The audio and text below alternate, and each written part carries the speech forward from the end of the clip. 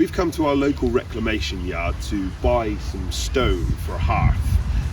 We're going to do a few inset stoves, so we're going to buy a couple of bits of stone and we're going to experiment with a few things, but I just thought I'd bring you along and show you the process and really how simple it is to do. Please like and subscribe.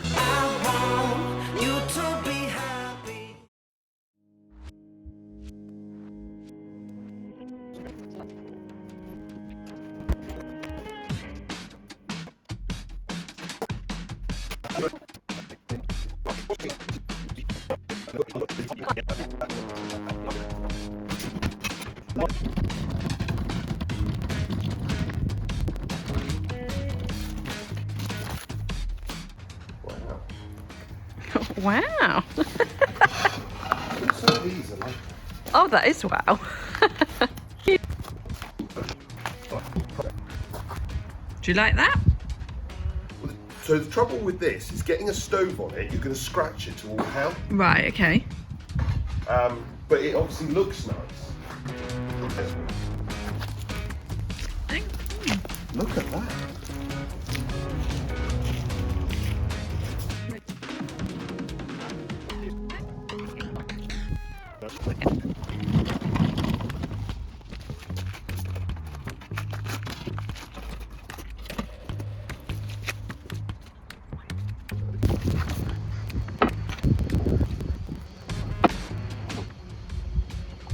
I found the one.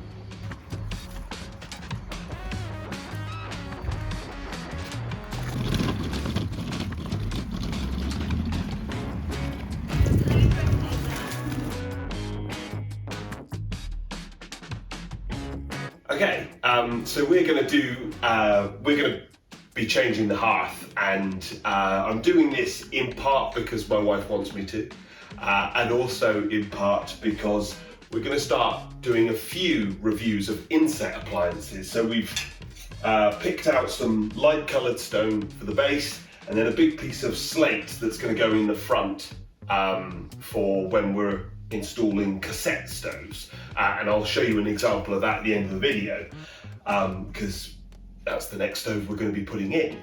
The obvious problem is we want the surround to go back in the same position, and we're going to make the hearth the same size, but that means we've got to sort of notch out a little bit of wood where the height of this raises slightly.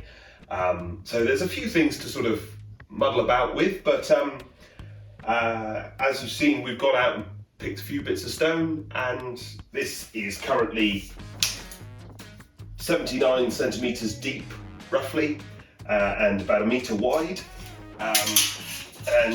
or basically exactly 1 metre wide.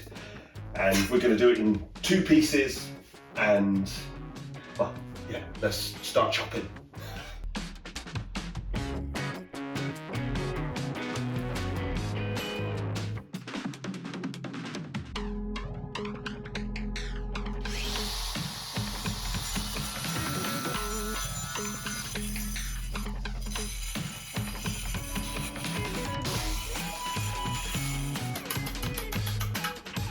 Okay, we've got 2 bits of stone that are slightly different thicknesses, which means that I've laid the thicker one first, and now we're just going to create a slightly thicker pad of cement for it to go down on, and obviously we'll gravity it in a minute, but for now, this is the tricky bit.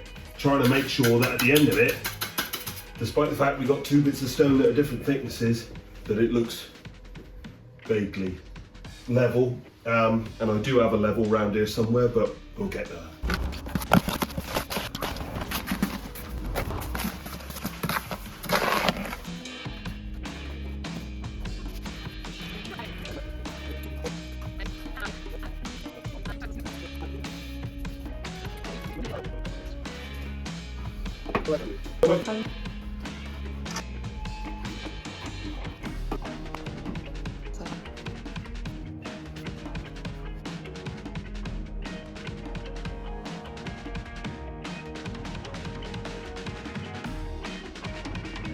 Well, that grouting stuff was a little bit strange in a gun, but it's worked fantastically. I'm now just going to put a sealant over, or rather Amy is going to put a sealant over the top of the hearth.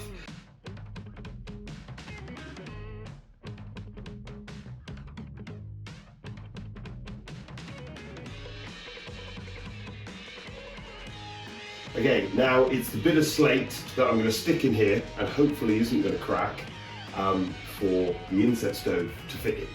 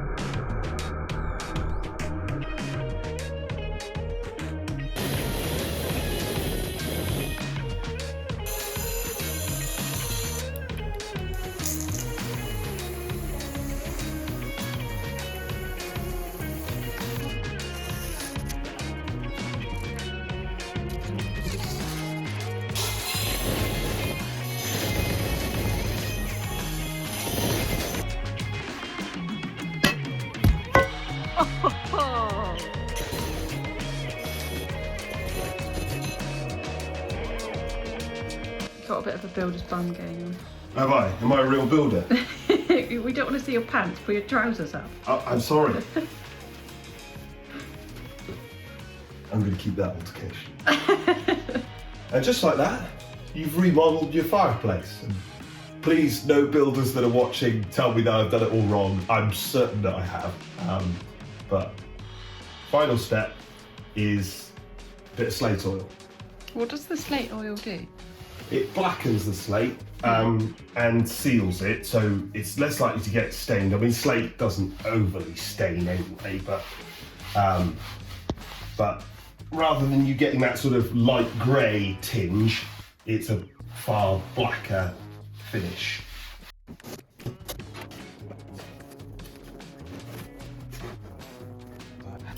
We can fit inset stoves, not fully legally. We've got wood a little bit closer than we should, and obviously I've made that slate to go in there, and slate is a natural material. I have no idea, it could literally go bang the first time we light the stove and crack, so well, it'll be exciting at least.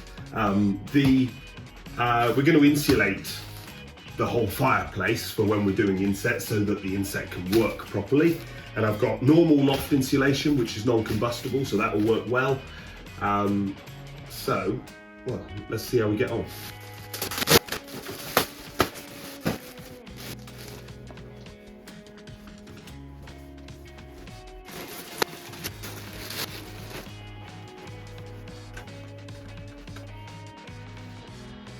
Looks nice and cosy, isn't it? It does. Wouldn't you like to just like go to bed in there?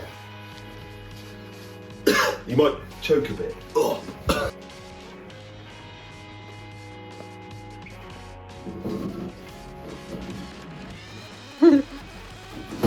Oh.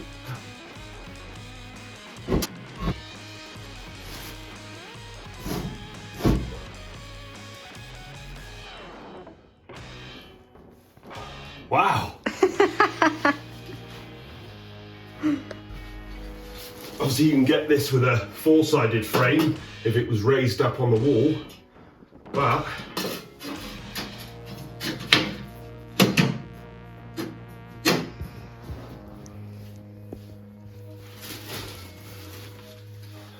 darling, it looks so modern. We're so modern. Oh. Let's rip out and put a normal stove in. Oh. Well, that's how I remodeled my fireplace. And obviously a review will come out soon of an inset, our very first inset review. Thanks a lot.